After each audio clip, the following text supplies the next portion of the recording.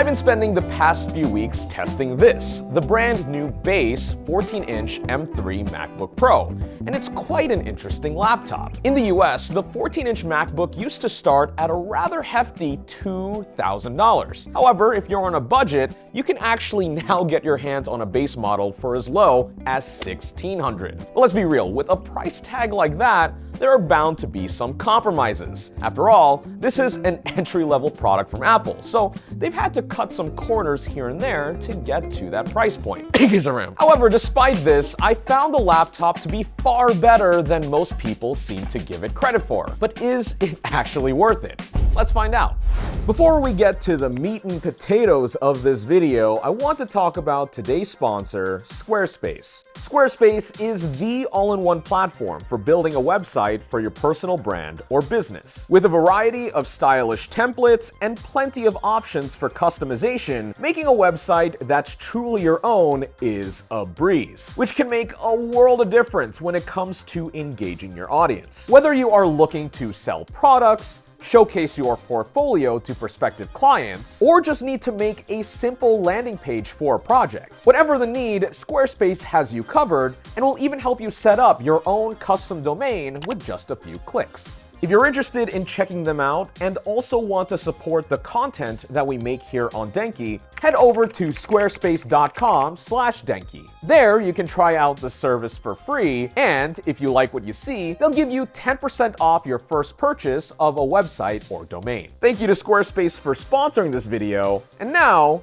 back to the show. The 14-inch MacBook Pro is familiar territory for me since I daily drive one for work, and it's probably the best laptop I've ever owned. Granted, mine's pretty high spec with an M1 Max, 32 gigs of RAM, and cost almost $4,000 when it was new back in October of 2021. However, despite the apples to oranges comparison, this new $1,600 base model MacBook Pro keeps up with my daily in more ways than I expected. There are numerous similarities between the two, one of them being the size. The 14-inch form factor, in my opinion, is the perfect size for a work laptop. It maintains a delicate balance between functionality and aesthetics, offering sufficient space for cooling, batteries, and especially ports, while maintaining the sleek, compact feel that Macs are known for. Its convenient size makes it comfortable to carry around, which is a big plus if you travel frequently like I do. Another area where the 14-inch MacBook doesn't compromise is with the screen. It boasts the same pixel-dense Liquid Retina XDR display with exceptional color reproduction and contrast ratios. The 120Hz ProMotion adds a silky smooth feel while scrolling and navigating through macOS as well. Honestly, I didn't think we'd see this kind of display on a MacBook that's priced under $2,000, so kudos to Apple for even adding this into their base model. Something else that this 14-inch MacBook shares with its bigger brothers is the battery life, and this one specifically is an endurance champ. To give you some context for what my 10-hour workday could look like, it involves a mix of heavy web browsing, editing short and long-form videos for YouTube in Final Cut Pro, and also creating thumbnails in Photoshop. What is heavy web browsing? A lot of Chrome tabs, my friend. Despite the heavy workload, I never managed to drain the battery in a single day. Now, I've come very close on more demanding editing sessions, but the battery life is truly impressive. I'll delve more into performance in just a little bit, but I think if there's one compelling reason to opt for this base model M3 MacBook over a spec with M3 Pro or M3 Max, it's the power efficiency of the chip. Power efficiency. Is this 1920 again? We're talking about a 20% difference on a single charge, which translates roughly to an extra 3 to 4 hours of web browsing and video playback. This is more than enough to binge watch some Netflix or YouTube after a long day at the office, and I think that's pretty cool. Now, actually talking about the performance of this new M3 MacBook Pro, it's a bit of a nuanced conversation, especially now that we have a lower cost spec entering the fray. Leave it to Apple to make their product lineup even more complicated than it already was. Sitting below the M3 Pro and M3 Max, our $1,600 MacBook Pro features a base M3 SoC with an 8-core CPU and 10-core GPU. Generally speaking, it actually performs quite well. Low-powered tasks like navigating the interface feels noticeably quicker than on my daily driver. It's as if there's an extra layer of butter added on top.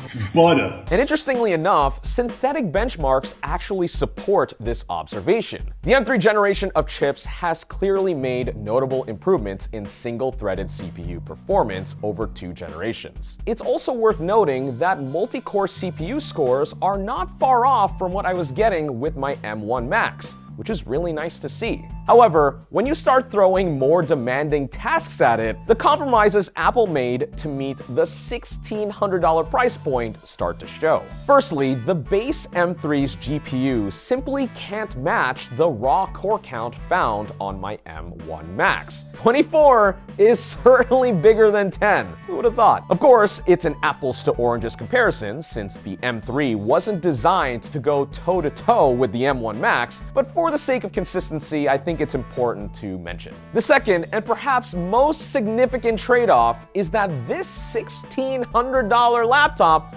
comes with just 8 gigs of RAM standard. Look, in my opinion, Apple actually optimizes Mac OS very well, and they've done a decent job making 8 gigs of RAM work, especially on their $1,000 machines. However, considerations between a MacBook Air and a MacBook Pro are very different. For example, when editing a YouTube video, you're not just using Final Cut Pro.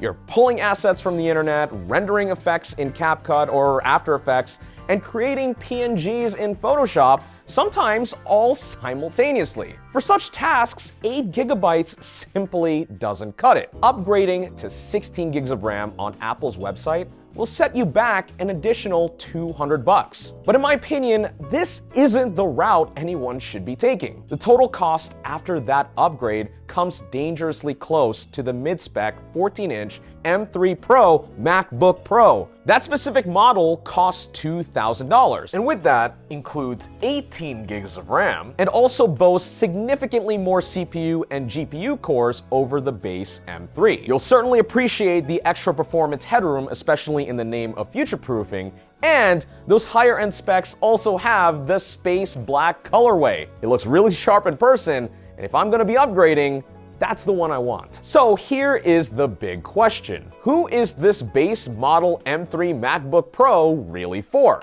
As someone who's been dabbling a bit more in short-form content, I believe this laptop would be a great fit for a budding content creator looking to elevate their TikToks, Instagram Reels, or YouTube Shorts. Compared to a MacBook Air that costs between $1,000 to $1,500, you're likely to appreciate the superior screen, additional ports, an SD card slot, which is a godsend if you're one to use a camera, and the noticeable performance boost when jumping from a passively cooled M2 to an actively cooled M3. Also, I might be biased here, but it might be worth considering MacBook Pros with an M1 Max in the used market. While scouring the internet, I was able to find several similar in price to this base model M3, although availability and condition will certainly vary. As someone who owns one and has put it through its paces, including a few accidental drops and hours and hours and hours draining the battery, I can assure you that these machines are built like tanks and designed to last. And finally, it's worth remembering that the world doesn't always revolve around MSRP pricing, especially during the holidays, like we are in now. If you manage to find an M3 Pro MacBook Pro on sale for under $2,000, I believe that that would be an excellent investment if you're looking for a serious content creation machine. I'd love to hear your thoughts on this in the comments below, and otherwise, thanks for watching this video on Denki channel.